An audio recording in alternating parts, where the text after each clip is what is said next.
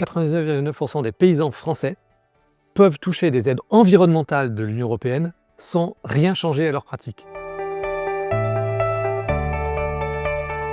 En quelques mots, pour résumer mon livre, je dirais, si on veut comprendre les crises agricoles, les crises que traverse actuellement l'agriculture, qui sont réelles et qui sont essentiellement dues au dérèglement climatique, qui fait qu'il y a tout un système technique qui est en train de s'effondrer, de ne plus marcher, il faut commencer par comprendre comment ce système technique s'est mis en place.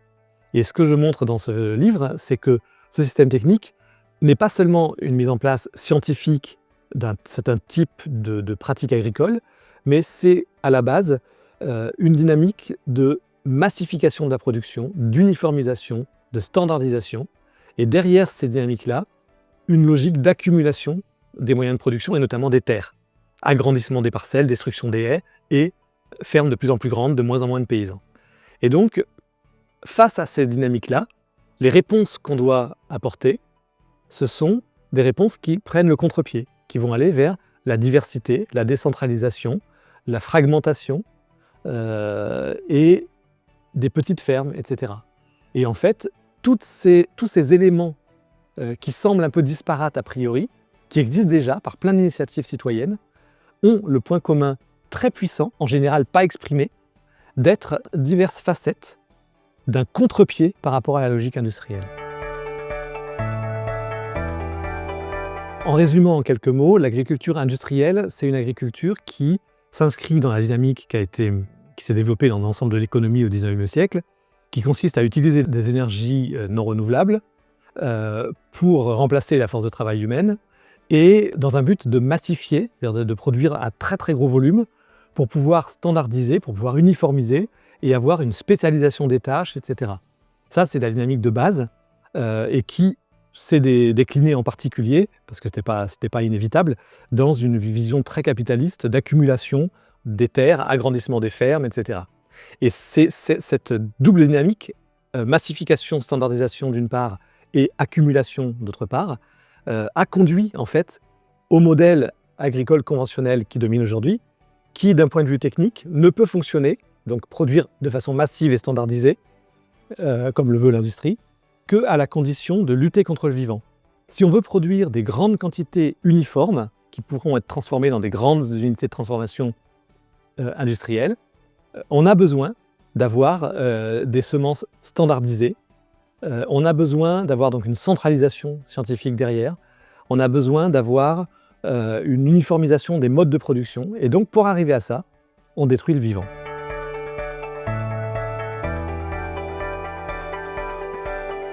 Il y a toute une cohérence historique et technique entre la logique industrielle et le fait d'utiliser massivement des pesticides, de couper les haies, d'agrandir les parcelles, etc. Et donc, les conséquences, c'est beaucoup moins d'emplois, donc plus de pauvreté. Donc dans une grande partie du monde, plus de pauvreté, ça veut dire de la famine. La faim dans le monde n'est pas un problème technique, n'est pas un problème alimentaire de quantité produite, c'est un problème de pauvreté. Ce sont les pauvres qui souffrent de la faim.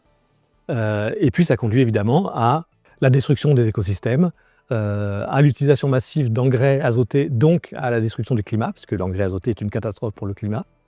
Donc voilà, il y a plein de conséquences qui sont qu'on ne rattacherait pas a priori à ce modèle, mais qui découlent directement de cette volonté de produire de façon massive, à échelle de plus en plus grande pour faire baisser les coûts. Pendant que j'écrivais le livre, il y a parmi beaucoup de choses qui m'ont frappé, il y a des choses que je connaissais déjà, que j'ai approfondies en faisant des recherches, mais une chose qui m'a le plus frappé, c'est que tous les penseurs politiques, économiques, notamment marxistes du XIXe siècle, et encore beaucoup d'historiens du marxisme et de la gauche, ont tendance à dire que le monde paysan au XIXe siècle était en marge du modèle capitaliste, parce que le paysan était à la fois propriétaire de ses moyens de production, puisqu'à l'époque, la plupart des paysans étaient ce qu'on appelle en faire-valoir direct, c'est-à-dire qu'ils possédaient leurs terres. Donc ils étaient à la fois propriétaires de leurs moyens de production et ils apportaient leur force de travail pour valoriser ces moyens de production. Donc ils étaient à la fois exploitants, exploités.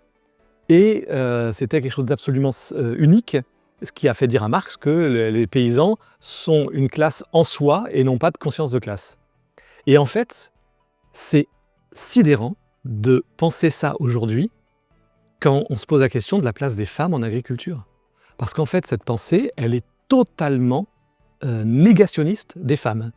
Parce qu'en réalité, au XIXe siècle, l'homme possédait les moyens de production, ce n'était pas les femmes.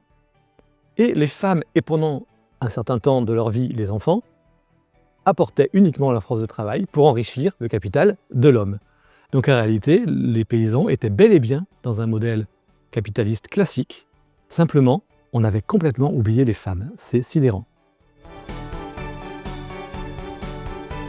C'est bien d'avoir des démarches techniques différentes qui enrichissent la recherche, etc. Pour autant, dans les labels qu'on a aujourd'hui, il n'y a quand même pas beaucoup de démarches qui sont vraiment cohérentes et sérieuses. Pour moi, la démarche qui est de très loin la plus cohérente et qui est mondiale, c'est l'agriculture biologique. On peut toujours discuter des choses à améliorer. Le règlement européen n'est qu'un épiphénomène localisé à l'Europe. La bio a une définition mondiale beaucoup plus rigoureuse et très ambitieuse. L'Europe n'est pas ce qui se fait de mieux en matière de bio. Et donc la bio, globalement, c'est quand même ce qui va le plus loin en termes de reconnexion au vivant et d'adaptation au dérèglement climatique, respect des ressources en eau, etc. Donc et respect des humains aussi, et de la force de travail, et des femmes, etc. Donc ce label-là, il est sérieux, même si on peut toujours considérer que le label européen a des faiblesses, il en a.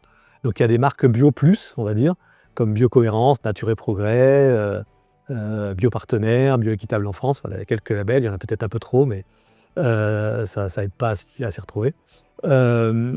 Et à côté de ça, il y a des labels qui prétendent faire de l'environnement, et puis d'autres qui prétendent, on ne sait pas très bien ce qu'ils prétendent.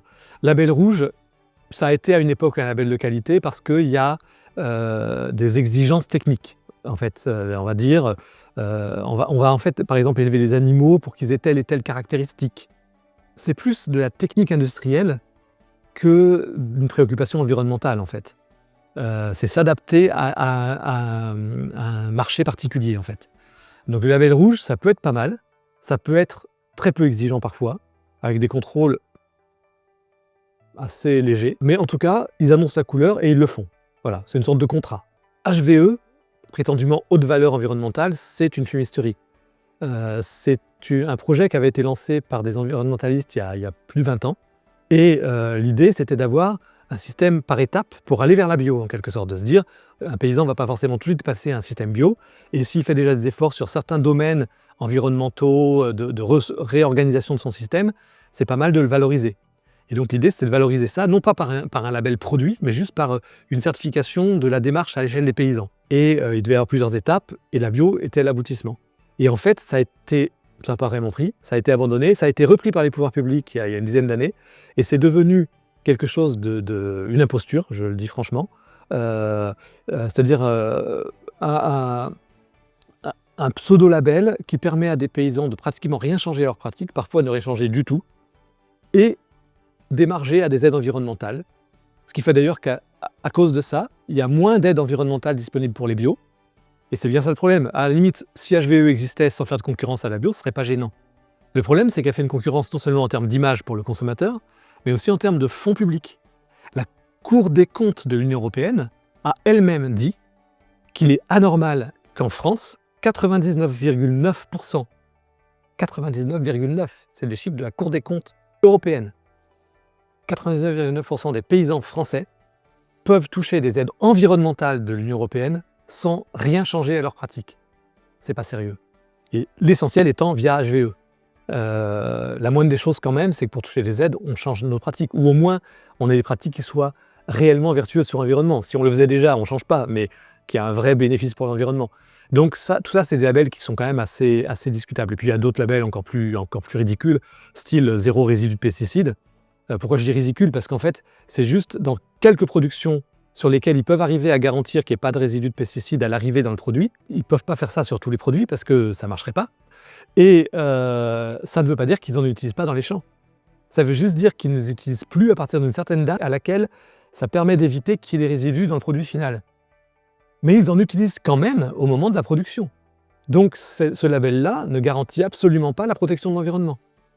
Il y a des pesticides balancés dans les champs qui ont ce label, donc qui détruisent la biodiversité, qui peuvent éventuellement poser des problèmes aux riverains, aux promeneurs, etc. Donc À un moment donné, il faudrait être un peu plus sérieux quand même. Comme je montre, les lignes de force de cette agriculture actuelle, j'arrive à dégager à la fin du livre quelque chose à laquelle on ne pense pas forcément, qui est, une cohérence, d'un certain nombre d'actions qu'on peut mener. C'est-à-dire que si on veut répondre à la massification, eh bien on va aller vers la diversification, vers l'atomisation en tout cas, des unités plus petites. Si on veut répondre à l'uniformisation et la standardisation, là on va aller évidemment vers la diversification. Si on veut répondre à la centralisation, on va aller vers une logique de décentralisation. Et en fait, si on prend le contre-pied de ce qui caractérise l'agriculture industrielle, il faut qu'on aille vers une diversification, une décentralisation de la sélection des plantes, donc notamment pratiquer ce qu'on appelle la sélection paysanne. Au lieu d'avoir des sélections centralisées, industrielles, pour produire de façon standard, on va aller vers une sélection dans les fermes, alors pas chaque ferme, hein, mais à l'échelle de différents territoires, permettant d'adapter les plantes aux différents territoires, ce qui permet en plus aussi de les adapter aux évolutions du climat. Donc c'est ça qu'on appelle la sélection paysanne, qui n'est pas du tout un retour en arrière. C'est pas on refait les variétés anciennes, hein.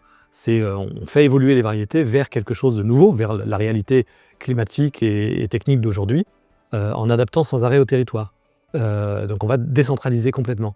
On va raccourcir les filières, au lieu d'être dans des filières très longues des multinationales, on va aller dans des systèmes de filières courtes, type AMAP, circuits courts, etc. Au lieu d'aller vers des très grandes fermes, on va essayer d'avoir des petites fermes à taille humaine. Alors à taille humaine, c'est une notion qui se discute, mais en tout cas des petites fermes qui sont techniquement et écologiquement cohérentes avec leur territoire, et dans lesquelles on va avoir beaucoup moins besoin de capitaux. Donc pour ça, il faut de l'épargne solidaire, parce que les banques, elles aiment bien prêter des très grosses sommes qui leur apportent beaucoup d'intérêt, mais elles ne veulent pas prêter des petites sommes pour des petits projets. Donc là, on a besoin, en face, de projets citoyens pour dégager l'épargne solidaire. Et puis, on a, par exemple, Terre de Liens qui va essayer d'installer des paysans en évitant l'agrandissement des fermes et en récupérant des terres. Donc toutes ces dynamiques-là, elles ont en commun de prendre le contre-pied de la massification, de la centralisation, de l'uniformisation et de l'accumulation. Cette agriculture conventionnelle qui ne fonctionne qu'à la condition de pouvoir reproduire dans les champs les conditions théoriques de la sélection et de la construction du modèle, n'est plus capable de reproduire ces conditions dans les champs à cause des canicules, à cause des sécheresses, à cause des inondations, etc. Et à cause des modifications aussi des dates de fructification, enfin tout un tas d'éléments. Et donc, en fait, ce modèle conventionnel, il est en train de montrer son inefficacité, en réalité. Donc non, il n'est pas performant. Et d'ailleurs, il n'a jamais résolu le problème de la faim dans le monde, puisqu'il crée de la pauvreté, donc il crée de la faim. Il y a toujours eu de la faim dans le monde. On n'a jamais réussi à y mettre fin, parce que ce modèle conventionnel n'a pas cessé de jeter la main-d'œuvre agricole dans des bidonvilles, des favelas, etc. Donc en fait, il n'est absolument pas à la hauteur des enjeux.